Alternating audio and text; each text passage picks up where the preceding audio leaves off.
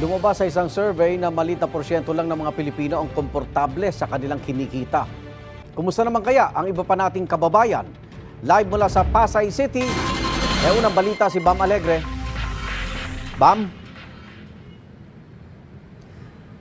Igan, good morning. Paano kaya ang label ng ating mga kapuso sa kanilang financial status?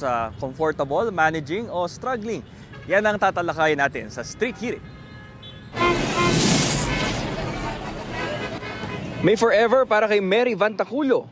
Share sila ng kanyang asawa sa gastusin sa pamilya. Kaya naman kahit papaano, masasabi niyang komportable ang kanilang financial resources. May katuwang kaya kayang matugunan ng mga pangunahing pangangailangan at nakakaluwag-luwag na.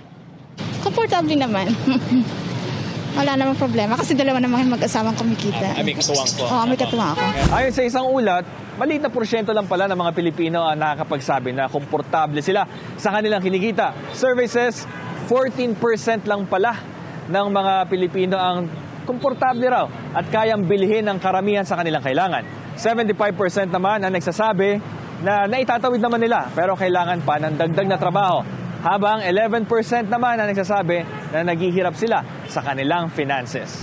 Ang magkatrabahong sina Cindy Hoyohoy at Kimberly Garcia, maraming bayarin pero naitatawid naman daw. At kung may pagkakataong mag-sideline para sa extra cashing, abay kanilang susuungin. Sa inflation po na nangyayari ngayon, parang hindi masyadong komportable.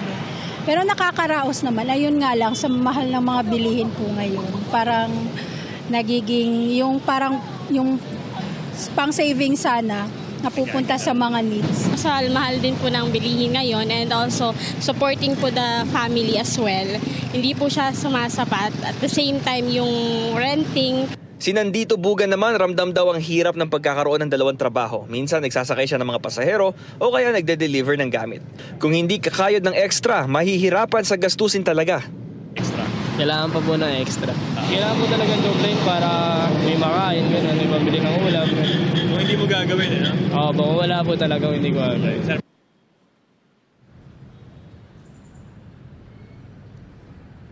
Igan itong survey resulta ng panayam sa 2,000 na mga Pilipino mula Pebrero hanggang Abril ngayong taon. Ito ang Street Hearing mula rito sa Pasay. Bam Alegre para sa GMA Integrated News. Igan, mauna ka sa mga balita, mag-subscribe na sa GMA Integrated News sa YouTube para sa iba't ibang ulat sa ating bansa.